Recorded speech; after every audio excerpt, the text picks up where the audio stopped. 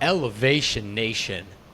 Boy, I hope you're feeling patriotic today because we have on an incredible guest that I got to start by giving a shout out to Elevator Sophie Barron, who brought us together for an incredible Shabbat dinner with a ton of entrepreneurs, influencers, and politicians from around the DMV. Gave me a ton of energy, and I met this guy there. His name is Delegate Joe. You're going to find out why in a second. But met this guy, Joe, incredible energy, huge heart. You could tell he's going in the right direction. We chopped it up, and I said, hey, Joe, Delegate Joe, you want to come talk about your young adult mindset and how you are elevating the Maryland State Delegate at all the incredible things that you are doing and how you got to where you're at? And luckily, I convinced him somehow. So, Joe Vogel, welcome to Elevation Nation, brother. We are so excited to have you join the podcast. Let's elevate. I'm ready. We're hyped to have you. I love it. Joe, I love it even more because I'm from Maryland. I'm Yes. a Baltimore guy. You're not Baltimore, No. are you? I'm the MoCo suburbs, but I like Baltimore.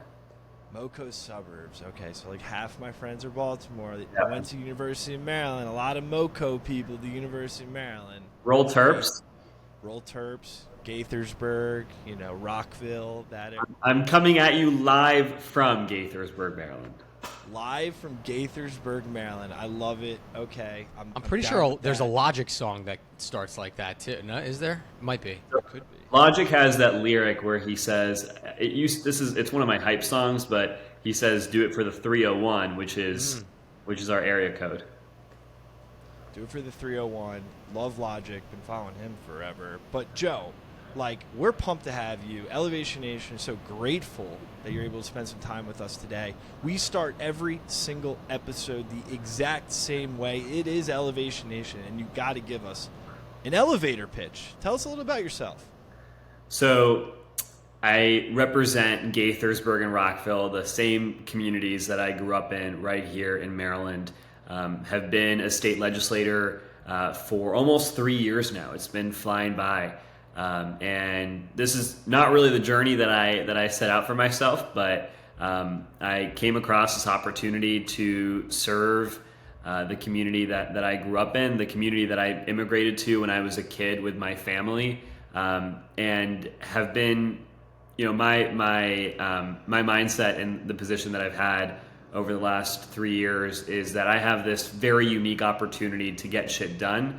And it's not an opportunity that everyone comes across, right? So I take that opportunity really seriously and have spent these last 3 years doing everything in my power to elevate the community that I represent and put forward policies and a policy agenda that I think is innovative and very different than what we tend to see from our elected officials. Joe, I want to, obviously people can go online. You've done countless interviews and they know your story. But Yeah. I think for Parker and I, as two young Jewish men, I would be remiss if I didn't mention that you immigrating over here in a Jewish family defined a lot of, I think, probably your ideology and morals. Talk to us a little bit about, your family moving over to the States, settling in the, Maryland area, and what your upbringing was like, and then we'll get into the fun stuff. So I think I got to rewind it a little bit because what my perspective is not just formed by the experience that I had, but I really look back to my grandparents and my great-grandparents.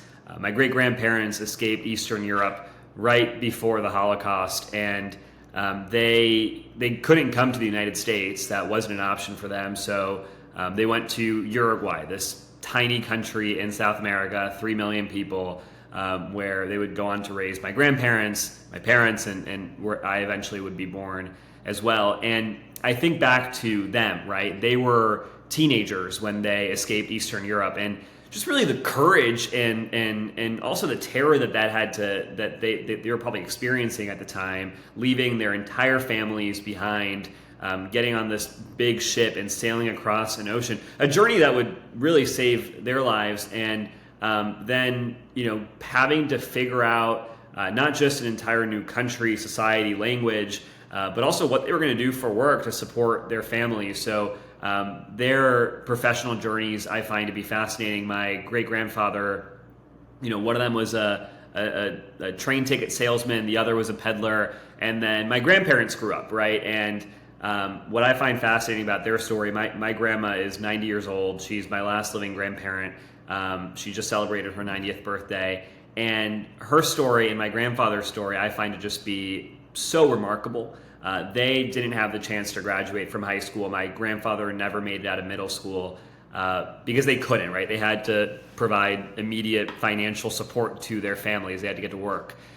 So my grandma started as a secretary at this jean manufacturing company. Over the course of 40 years, worked her way up to be a partner at that manufacturing plant, right? My grandfather started a little corner store.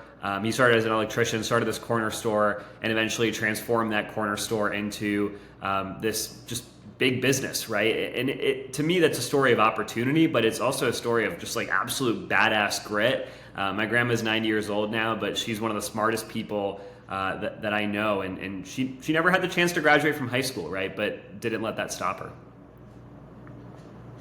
It's an incredible reminder that we live our days in the present, right? And our experiences are what happens to us in a given day. But to your point, we can look back at the people who got us to this moment, our parents, our grandparents, our great-grandparents, and they have a story, and they have a story that they can tell. And for us Jewish people too in America, it's a story of resilience in so many different ways, right? My family came from Eastern Europe directly to America. Sam has a different story. Joe, you have a different story. And I think it's really inspiring when I'm reading online about how that inspired you to get into public service work and get into what you're doing today. So I want to talk a little bit more about that, Joe. Were you always planning to become a delegate, especially at such a young age in your 20s? Like, walk us through. You go to college. Was it, I'm going to become a finance guy, a doctor? Was it always politics? So I really wanted to be a doctor. And I actually was looking back at, you're like in kindergarten and you're asked to essentially write a forward-thinking autobiography of what you want your life to look like. And I said doctor and in kindergarten, right? And I actually find this to be super motivating. In kindergarten, the reason why was because I wanted to help people. And I find that to just be so, like, to have that thought as a kindergartner, I find to just be pretty cool, right? And over the course of my time growing up, wanting to be a doctor, wanting to help people, I eventually came across politics. I met a few local politicians, and they opened up my eyes to not just what this world is like, but the opportunity that you have to make an impact. And for me, it was this mindset of like, look, like someone's going to make these decisions, right? And these decisions are going to have really significant consequences. And there are certain people that I'd prefer to make those decisions, but at a certain point, and the reason that I ran in the first place, which I did right after graduate school, it was not really the timeline that I was expecting, but I felt that we were dealing with these really tough challenges, and the challenges that we're facing, and we continue to face them right now, they weren't challenges that the consequences of those challenges, they weren't going to be temporary, right? Our generation and future generations were going to inherit the consequences of whatever decisions were made and with whatever urgency those decisions were made. So I decided to run, and we can get more into that, but it wasn't really, did I think that I wanted to at some point maybe go into politics? Yeah. Did I think it was going to be in this timeline? No. But I came across the opportunity and decided to just jump in full speed ahead, and I haven't regretted it since. Can you walk us through the moment when you actually said, yeah, let's do this? I'm sure there was some thought period, and Sam and I at Elevation, we like to say it's the oh shit moment. In this case, I guess it's a good thing. Like, wow, I'm going to put the pedal forward. Oh shit, let's go. Like, walk us through that moment. Yeah, and there's been there's been several of those moments, I would say, over my young career where I've just been like, oh wow, like this is really happening. I think one of them that comes to mind, that's not directly related to my first run, but I ran for Congress last year, 15-person race, super competitive, was very tough. I came in a close second, and the day of the Democratic primary, I voted for myself. I walk out of the polling place, and there's this Washington Post reporter there who's asking me these questions. I'm 27 years old, I guess, asking me these questions about what it was like to vote for myself for Congress. And I paused for a second. I'm like, what? Like, what? It's one of those moments where you're like, oh shit, like this is real, right? And I don't do it for the oh shit moment, but I'm so focused on, I'm someone that has always been so focused on the work at hand, right? That you kind of lose, lose sight of what it is that you're doing and the meaning of it all and just the consequential nature of it. That when you realize what it is that you're experiencing and you come to terms with what the moment means, it hits you. And for me, when I was deciding to run for the legislature, I had conversations with a few folks that were encouraging me to do it. And it was ultimately, we were still kind of in COVID. So I was at home with my parents, and January 6th had just happened. So and everyone was thinking about politics, right? And our democracy. And I sat down with my parents, and I remember we were in our living room, and for my parents, it's interesting because they didn't grow up with American politics, right? They grew up in Uruguay. There was a coup for 12 years there was a coup and a dictatorship for 12 years while they were growing up, right? So American politics is just so different. And from my conversation with them when I was deciding to run, it wasn't just like, hey, I want to run for the legislature. It was like, all right, what is the legislature, right? What does that process entail? And at a certain point, they were like, all right, like, seems like you're going to do it, right? And then at a certain point, I just kind of hit the switch and jumped right in. And from that point on, I don't think I had an oh shit moment until I won, because I was all in, right? Like I was, if I'm in it, I'm going to win it. And I cared deeply about the district and cared deeply about doing a good job in my campaign. And we ended up winning that race. And I think that final moment when the results were called, right? I was 25 years old, surrounded by a bunch of like young college students who were all working on my campaign. I remember I was in that same living room that my parents and I had that conversation in about me running for office. We were surrounded with this whole campaign team that we had built over the course of a year. We were having a big election party down the street, but it was at my house. We were waiting for the results, and they came in, and I was that I think was the most powerful oh shit moment in my life, where I was like, all right, no going back now. It's an insane story, and I want to tie it a little bit back to the young adult mindset that Parker and I are so fascinated with, and the reason why we started Elevation Nation. Just to fill you a little bit in on Joe, Parker and I, we went to the incredible University of Maryland in College Park. Terps. And go Terps, and we both got jobs in Big Four consulting, one of the best places and most popular places for young people to start their careers. And we started, and we were absolutely miserable and hated what we were doing. We felt lost. We felt depressed. We didn't have a sense of direction, and we lost our purpose. And I think a lot of young people feel that moment of, my entire life, I had coaches, I had parents, I had teachers telling me what to do. It was this GPS in my ear saying, take this class, or maybe you should have this major, or maybe check out this school. Maybe you should go get your MBA. Maybe you should go back. And then all of a sudden, you become an adult, and you probably still have some mentors. But at the end of the day, the decision's up to you. And I remember for myself, as a relatively ambitious young guy, thinking, oh my gosh, did I just work my entire life to now have 40 years of this career that I don't feel fulfilled from? And so I want to ask you, as you're thinking about some of these earlier moments in your early 20s, a few years ago, what was that moment like? You have all these buddies going and getting jobs in finance, in accounting, at the Big Four, having these normal lives, getting sent to Atlanta like Parker and I for training, right? They had a manual for us.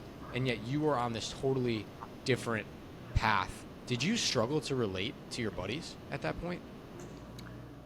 One of the coolest parts of all of this was how my friends rallied around, right? And in both my campaigns, right? My winning campaign and my losing campaign, it was really a community effort. And it was, like my family, like my mom, in the congressional race in particular, became the most passionate door knocker ever. And she was aggressive, right? Like you had to stay out of, like I would stay out of her way. But my friends, like I had one of my best friends one of my two best friends from high school, during my campaign for both campaigns, but especially the campaign for Congress, he just like left whatever he was doing and jumped in the car with me and my campaign team for a month. He's an excellent photographer, and he just like became part of the team, right? And in the campaign for the legislature, right, like people were coming out to knock on doors, flying in, like my parents' house, every room was taken with friends that had flown in to be part of that experience and that journey, and just like be part of that. I think folks were excited by the opportunity and knowing that they were a part of it, right? Like I would not. There is no way you can't win an election for anything by yourself. That's just, it's impossible. So for me, like I really leaned on my friends, and like they were all doing different shit. Like I had friends that were doing the your typical like.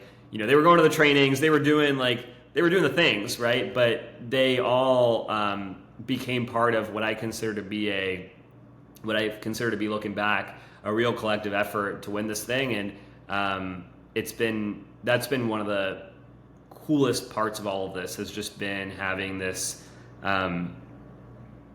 real network of people that support me, not because of my ideology, not because of whatever policies I fight for, but because they're the kind of people that are going to be there for you regardless, right? And I'm there for them as well, right? It's a friendship, but they really showed up in a big way. So I didn't feel, your question was whether I felt like kind of alone or different in that way. And I think it actually brought me closer together with a lot of folks who, were lifelong friends, and even more so now.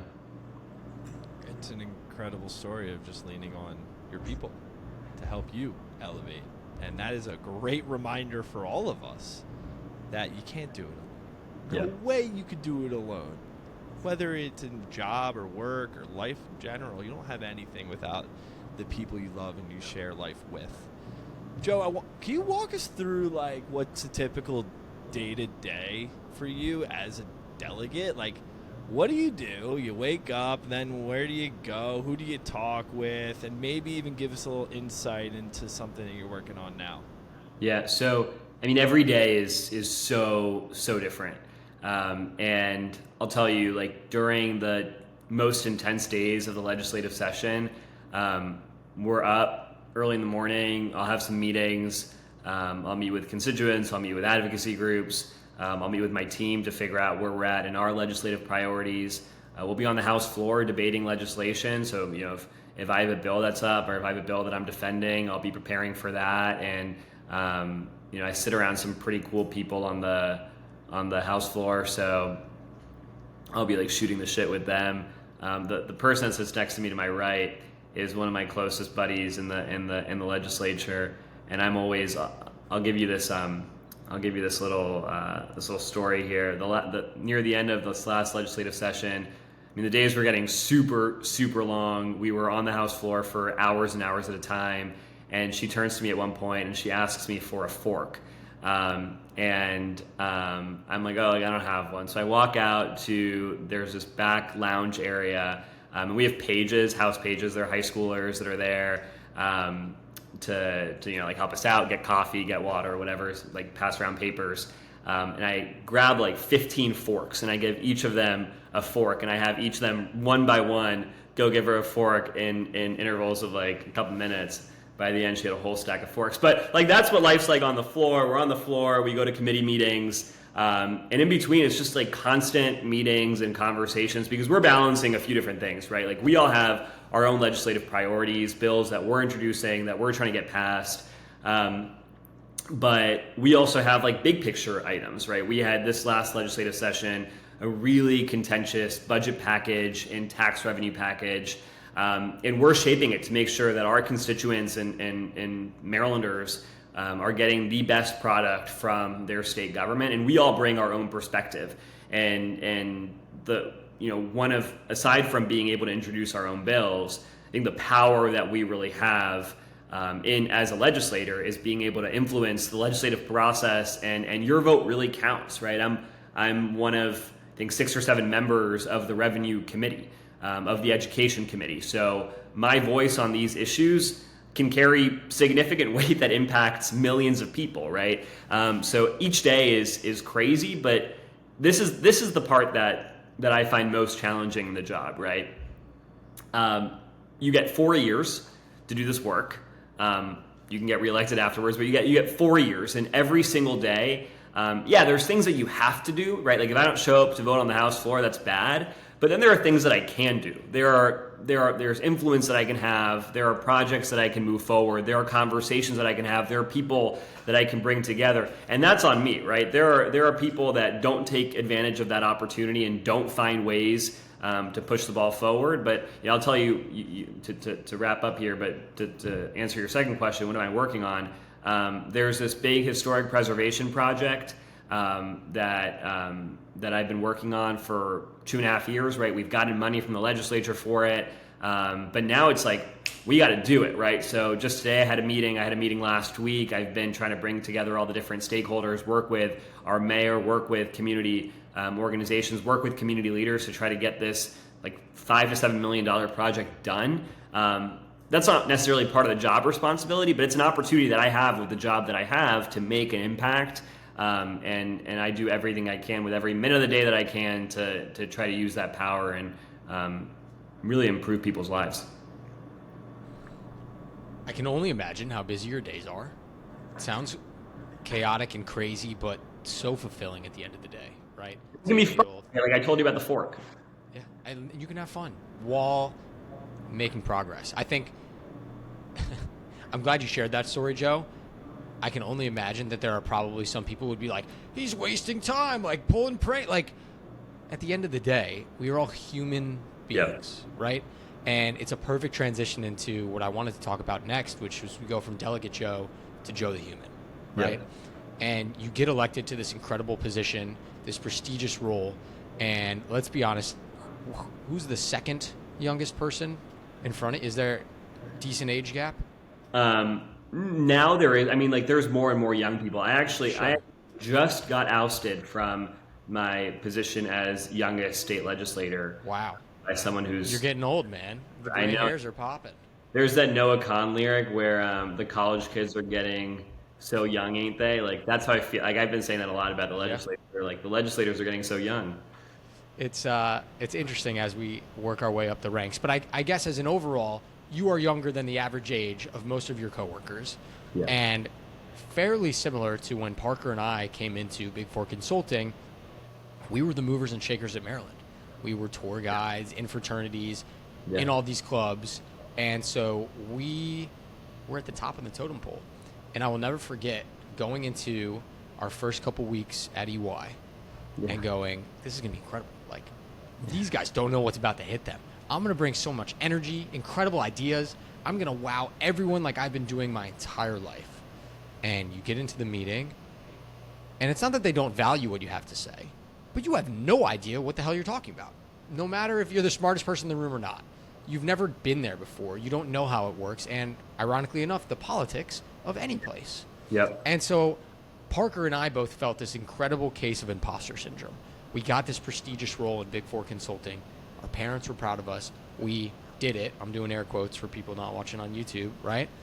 But yet we felt like such imposters. Like, what are they paying us for? Why are we here? And so I'm curious if you felt imposter syndrome at all being thrust into such a prestigious role when you were on the younger side. Yeah, so look, like the average colleague that I serve with, the average other legislator is more than twice as old as me, right? Like that's the average.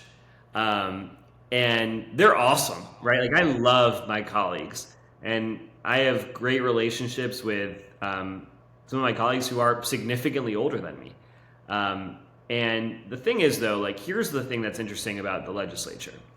And I would say like democratic governance generally, right? Like in a democracy, we all have the same vote. Like we each get a vote. So it doesn't matter whether you've been there for 30 years and you're well into your career, or whether you are 25 years old, like when I got elected and or got sworn in, and not that far advanced in your professional career, right? Like when it comes time to vote on a bill on the floor, yes or no, everyone has that same vote. When you have the opportunity to introduce legislation, you have as much of an opportunity as I do, as one of my colleagues. So with that, right, there comes a level of power and respect that comes with the job, right? We all have staff. We all have constituents. Like, right, we are as accountable as anyone else. So for me, right, that gives you inherent power, but there's also a tremendous responsibility in that I was the youngest legislator. I was representing really this new generation of elected officials, and I was not just, and continue to be, not just a representative of myself, but obviously of my 140,000 constituents that I care very deeply about, and who took a chance on a 24-year-old, right, to send them to the legislature, but also like an entire generation of people that want to do this work. And if I fuck up, right, like I'm a representation of that, right? And I didn't want to disappoint my constituents, and I also didn't want to disappoint other young people that were aspiring to do this work. So I went into overdrive in terms of like, doing that homework and showing up prepared. And I came in with so many brilliant, talented colleagues of all ages.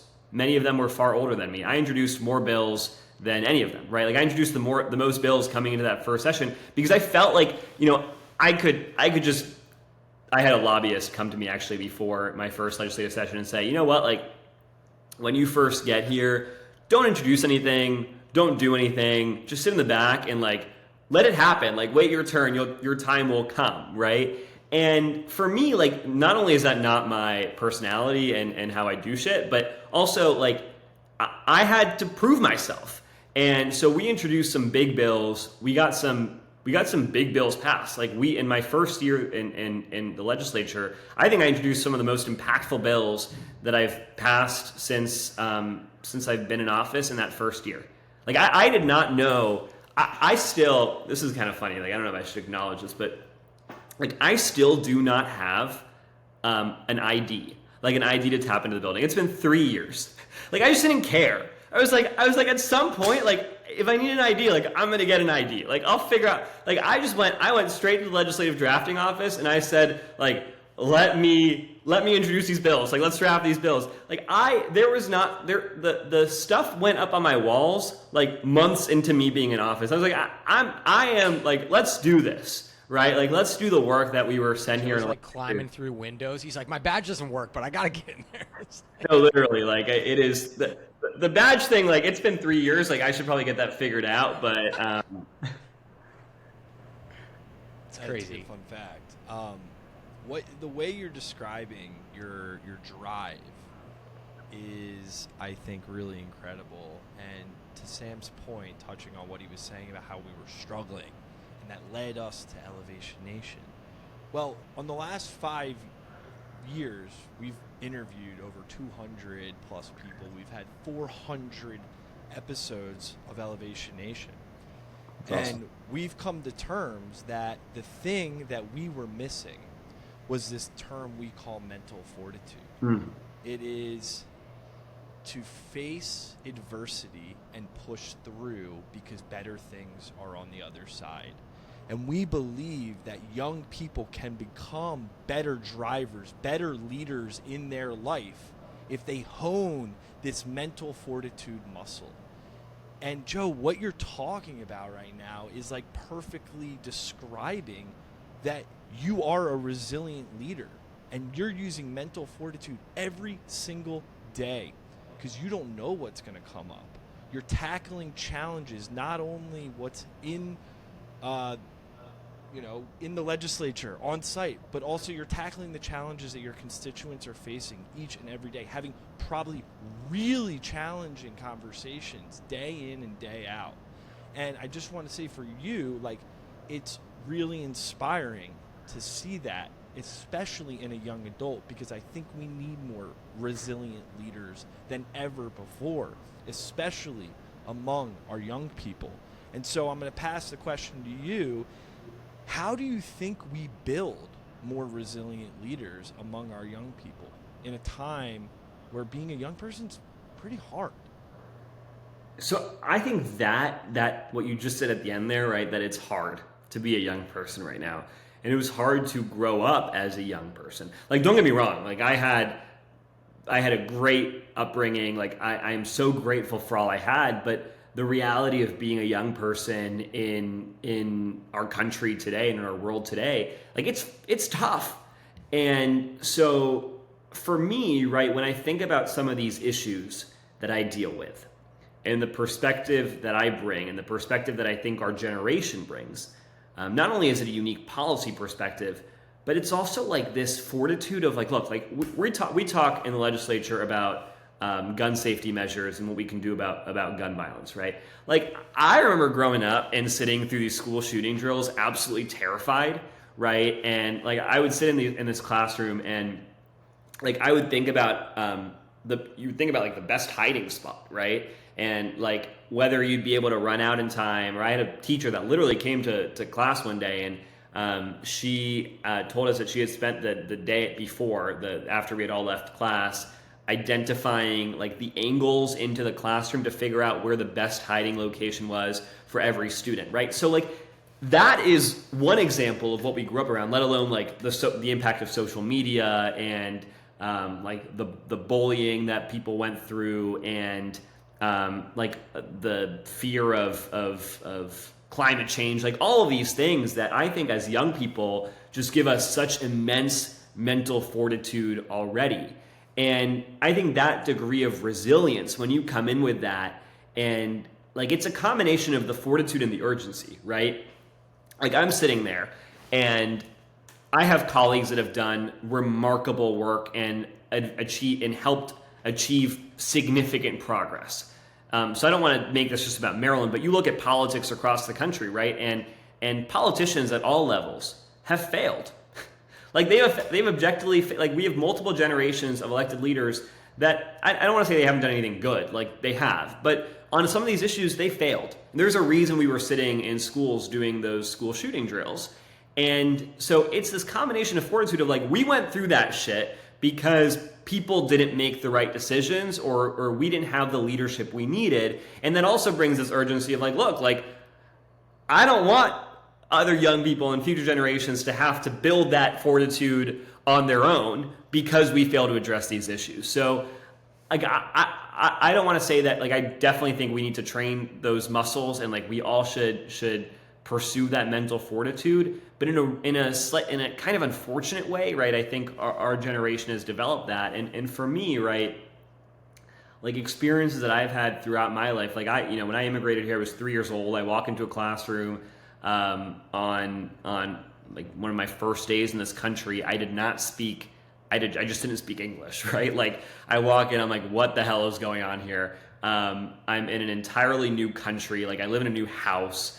Even the water, like, I remember like, there's a story of like I was obsessed with, like soda water, which like at the time was like you didn't have like LaCroix, right? Like, it was kind of harder to come by. So I was like even the water, I was like, what is this? Right. And, but it was that fortitude of like, and like, I give my mom credit for this. I refused to sit in my preschool classroom growing up for like the first, like, I don't know, however many weeks of us like living in this country without my mom like sitting in the back of the room. So she would literally sit in the back of the room holding my baby brother while I was in school, because like I just wouldn't do it. Like I would just break down crying the entire day. And like that fortitude of like growing up in this entirely different environment and just I think having this like at a very young age, this transformation of like, oh shit, like, you know, we can do these hard things, right? And I think there's been other examples of that over the course of my life that have just given me this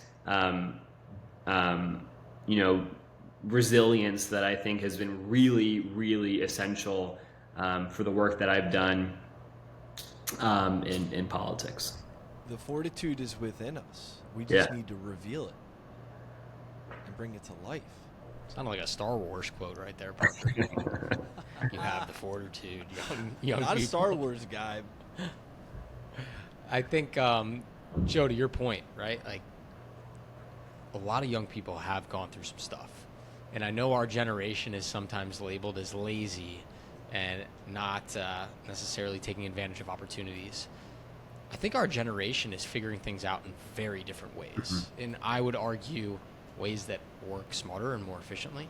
Mm-hmm. And I'm interested to see where we go with that. I'm excited to know that young people like yourself are representing us in politics and with our government. I do have one more political question before we get into more about Joe the human. I guess this combines a little bit of the two. I'm just genuinely Sam Panich curious about this. Yeah. Joe, you have your own opinions, your own background, your own life, which gives you thoughts on countless problems, questions that come up throughout our government. Yeah. What do you do when those differ from either the loudest people in your ear or your constituents? Like, I genuinely don't know how that works as a politician. Like, if your constituents are all saying one thing, but you, in your soul, believe something else, what do you do? Yeah, I mean, I think it's tough, and I've dealt with a number of situations and issues where there might not be, you know, there's not a clear consensus. Like, I'm grappling with different tensions. And where, you know, people are either very happy or very unhappy with what I believe or what I think or what I'm doing. And moments where, like, there is just, and this happens in, I think, in a legislative setting a lot, right? There is like complete consensus on an issue. And there was one issue, for example, and I'm not going to like go into details, but it was like a very specific policy proposal that I just really disagreed with. And there were folks that were very supportive of it. There were folks that were very against it. I happen to agree more with the folks that were very against it. But in the committee that I serve in the House of Delegates, every single other Democrat that I served with was voting yes on this bill. And the Republicans were voting no, and the Democrats were all voting yes. I think we have some pretty clear consensus here. But on this issue, right, like, I just didn't agree. And there was this building pressure for me to just concede and like vote. And I wouldn't do it, right? And there was significant political risk to that. But at the end of the day, like, I believed that I was right. Like, I felt it in my core. I knew where I wanted to stand and where I stood, and I knew where my constituents were. And so, like, I took that vote, and I took it again on the House floor, and it was super politically risky. And also, like, people were like, what are you doing, right? Like, we're all in this, we're all in agreement here, we're all doing this. But to me, it's like, at the end of the day, like, I'm accountable to my constituents, and they trusted me, right, to make some of those decisions. Even when I might be the only voice in the room against or for something, right? But if you believe that that's really like the true right thing, like, ultimately it'll be voters that determine like whether or not they agree with you, right, when it's time for a re-election. And the last thing I'll say here, because I think it's important, right? I really try to live in the tension, right? Like, I don't think there isn't always an absolute truth. I think this happens with issues that often get like partisan, right? I don't think that there is any. I don't think that Republicans nor Democrats have the monopoly on every good idea or every right position. I don't think that all of these. I mean, there are so many examples of issues where like the truth is in the tension, where the truth is maybe in the not even in the middle, but like there's truth on all sides, right? And I think the problem is, and we see this a lot in our politics today, where like people just are like, yeah, like that is the absolute truth, and there is no other reality, no other perspective, no other truth that is even close to being true.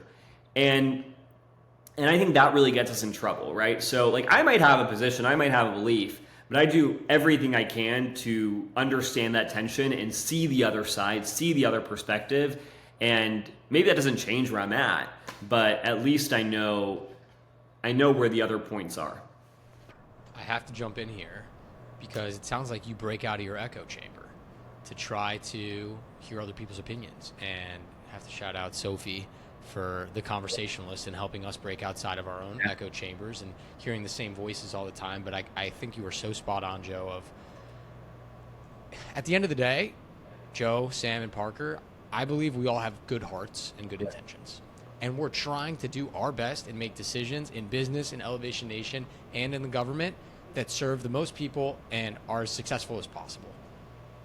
That's it at the end of the day. Like, we're all trying our best. Not everyone, not one person has all the answers to everything. And I think I appreciate, Joe, you showing us the human side of Human Joe. I like this, Delegate Joe and Human Joe, and how they both work together to make change. So I appreciate that. I want to move us to our next segment here, Joe, which is our rapid fire segment. Yeah. We got some quick questions. We're just going to throw them at you. Let's see how quick you are. All right. We love Annapolis. I know you frequent it. We talked a little bit about this. Yeah. What's your go-to favorite restaurant in Annapolis?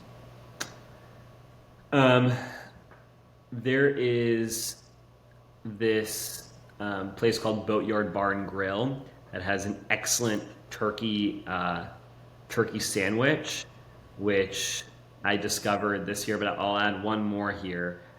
There's this bakery that's only open. I don't understand their business model. I don't know how this works, but they're only open Friday, Saturday, and Sunday. But they have the best like baked goods, like unbelievable.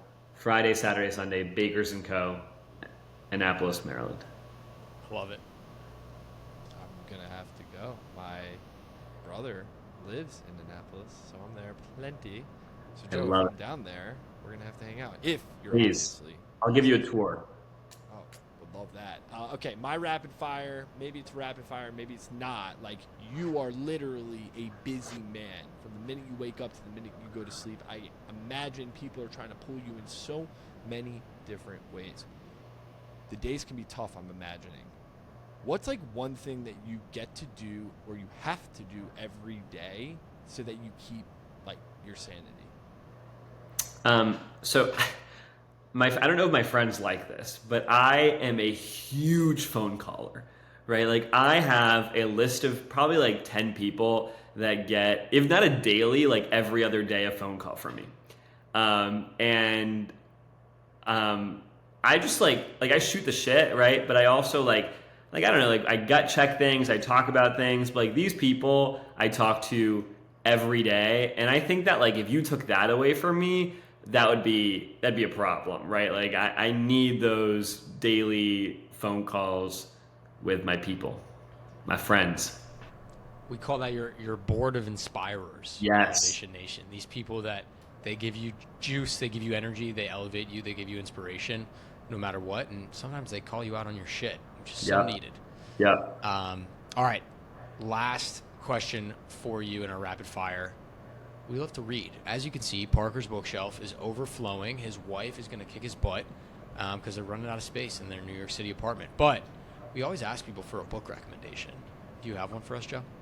I have a few. So I think the one book that has had the most significant impact on me, like ideologically, is Yuval Noah Harari's 21 Lessons 21 Lessons for the 21st Century. I read that a few years ago, and I find it fascinating, like how much of that has proven to be true. And the other book that I just read that I absolutely loved is Help Wanted. And Help Wanted, it's fiction, but it's basically this author who I had the chance to meet, who for a few months worked at a Target. She doesn't say it's Target, but like we know it's Target, and worked there, and then wrote a book about it. Right, and it's a book about the experiences of the people who are working there, and I think it gives you a perspective into the lives of working people in this country, but not only from these are the hard experiences that they have every single day, but also like what are their like hopes and aspirations and dreams, and I love it because there's this whole plot line of how someone's getting promoted, someone's going to become the store manager, and all the different, how there's a sequence there, right? And people get promoted as a result, and how that promotion or the potential for promotion, like how people envision how their lives would change as a result of it, right? And it was one of the most moving books that I've read, and I think even, it made me want to recommit to this work of really fighting to improve economic conditions of people in this country. What's the book called again? Help Wanted. Sounds fascinating. You're a good salesman too. I guess it comes with the role, right?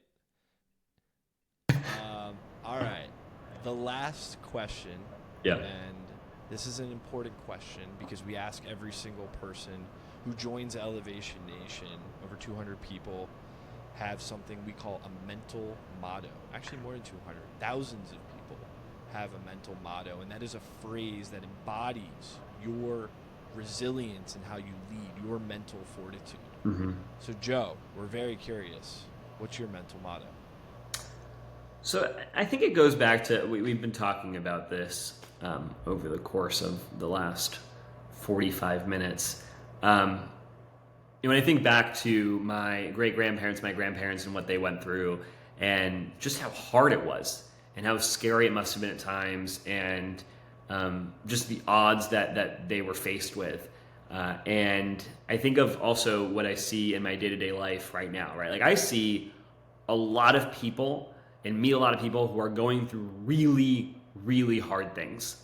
Like I've met people who have lost children. I've met people who have just recently like lost their jobs, their careers, people who have lost friends to gun violence, people who have lost homes and are living in just some of the most dire conditions imaginable, right? And in the job that I have, every day I have the opportunity to do something that could improve the conditions of people's lives, right? And the job of being a legislator, running for office, running for whatever position that is, both campaigns that I've been through, my life right now, right? Like it's hard, right? And it's really long days, and tough work, but like I get kind of pissed when people complain, right? Like when some of my colleagues or like other people in public office complain,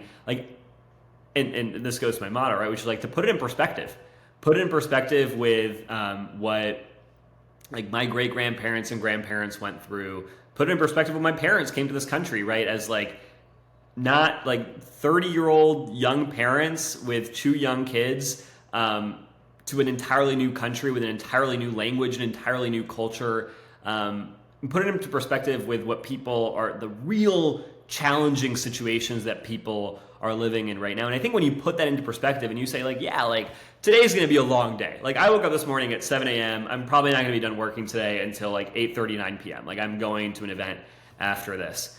But like I have this incredible privilege and this incredible opportunity that most people don't have, right? To make this real positive impact, uplift other people, elevate the state of Maryland, improve people's conditions. and really pay it forward. So like I don't complain. You won't hear me complain, right? My focus is on doing the work, and the motto is put it in perspective. A beautiful mental motto to round out our conversation. Both Delegate Joe and Human Joe, it's so obvious that they're intertwined in one and the same. And I just appreciate you sharing your story with us, sharing a little bit of your mindset, of your resilience, and fighting an incredible fight for all those people that are your constituents. And then even more importantly, I think just being a great role model for young people out there. And so, Joe, on behalf of myself, Parker, the rest of Elevation Nation, we are very excited to welcome you to our community, and can't wait to see all the amazing things that you do. Thanks, guys, and thanks for all you guys do. I appreciate you both. All right, Elevation Nation, until next week, peace.